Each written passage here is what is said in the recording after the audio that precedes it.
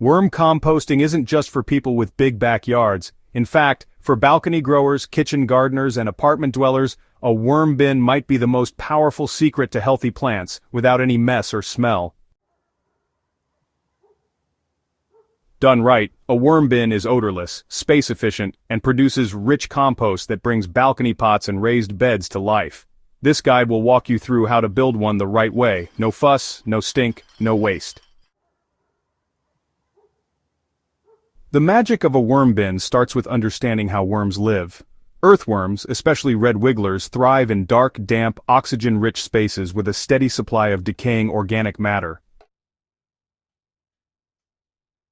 When those conditions are met, they break down your food scraps and paper waste into worm castings, one of the most potent natural fertilizers on Earth. And the best part? They do it quietly, without smell, and with almost no effort from you, if the system is set up correctly. To get started, you'll need a container. A plastic bin between 10 to 20 gallons works great for apartments. It should have a lid to keep things dark, but needs plenty of small holes for airflow. Drill tiny holes into the sides and the lid for ventilation. If you're placing it indoors, make sure to keep it elevated on a tray or bricks in case of extra moisture draining out. With the right airflow, a healthy worm bin will never stink. It should smell like forest soil, earthy and clean. Next comes the bedding. Earthworms don't live in food scraps, they live in bedding. Use shredded cardboard, newspaper, or coconut coir, moistened until it feels like a wrung-out sponge. Mix in a handful of garden soil or aged compost. This adds beneficial microbes and helps worms with digestion.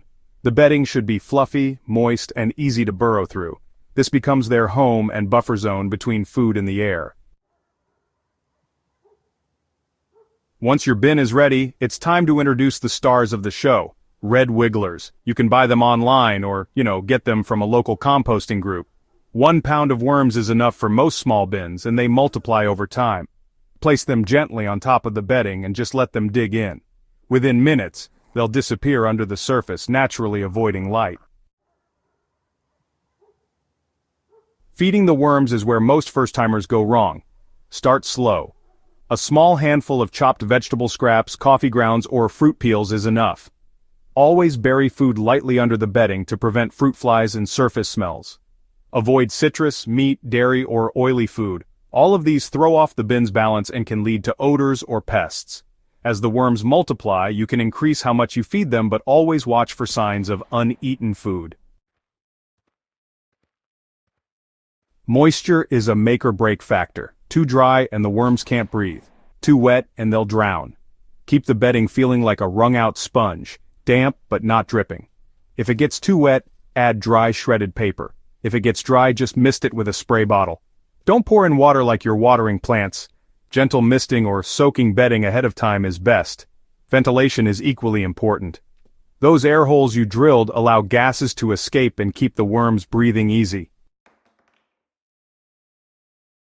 After about 2 to 3 months, most of the bedding and food scraps will have transformed into black, crumbly worm castings. That's your finished compost. To harvest it without removing the worms, push everything to one side of the bin and place fresh bedding and food on the other. The worms will gradually migrate to the new side over a few days. Then you can scoop out the finished castings and use them on your potted plants or balcony garden. Worm bins are surprisingly self-sufficient once they're established. You only need to feed them once or twice a week, check moisture, and fluff the bedding. There's no heavy lifting, no strong smell, and no turning like traditional compost piles. In return, you get rich, living compost filled with beneficial microbes and slow-release nutrients your plants will love. Starting a worm bin in an apartment is one of the most empowering moves a city gardener can make.